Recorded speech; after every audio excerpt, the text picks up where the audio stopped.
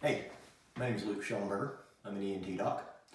I want to show you guys a saline irrigation kit that I've gotten online. This is called the Water Pulse Irrigation Kit. You can find these pretty much, not this particular one, but you can find saline irrigation bottles all over the place in pharmacies and online. The reason I like this one is because when you do the irrigation, you want to irrigate from the top nostril into the bottom one. And when you're doing that, you've got that bottle that has the nozzle on the top. It's kind of hard to get it exactly in the right curvature. And this one makes it a lot easier because, well, it's kind of already set up there. So I'm going to go ahead and do it.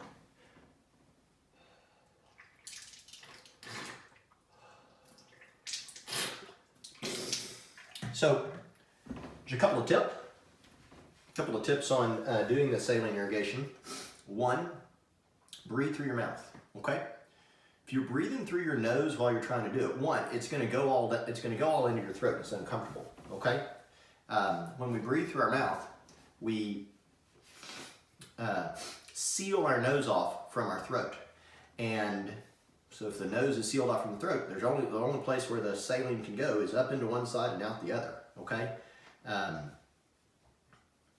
Beyond that, do not swallow right afterwards. Blow it all out of your nose. Have a rag or something. We can kind of get it all out. Because when we swallow, if we've got a bunch of saline in the back of our nose, it'll shoot it up into our eustachian tubes, and it's uncomfortable. So hold off on swallowing until you kind of cleaned out your nose pretty good and kind of blown all that excess stuff out of there. Okay? If you're noticing burning, add a little bit more baking soda. Baking soda should stop that burning, and it's a pretty safe thing to put in your nose. Okay. Beyond that, you can, add saline or reduce saline. Hypertonic saline is thought to be more drying. Okay, so if patients are really congested, they can add a little bit more saline or a little bit more salt to their irrigation. Conversely, if they're feeling too dry, you can take a little bit away. Okay, so you can kind of play with this to kind of get a good effect, because it's going to be different for each patient. And there's some patients who love saline irrigations and do them all the time. There's some patients who've tried them and say, I don't like them. I will say, it's not something we're going to just do once and it's magic. You have to kind of try it for about a week, consistently doing it once a day before you can kind of determine, hey, is this working for me or not?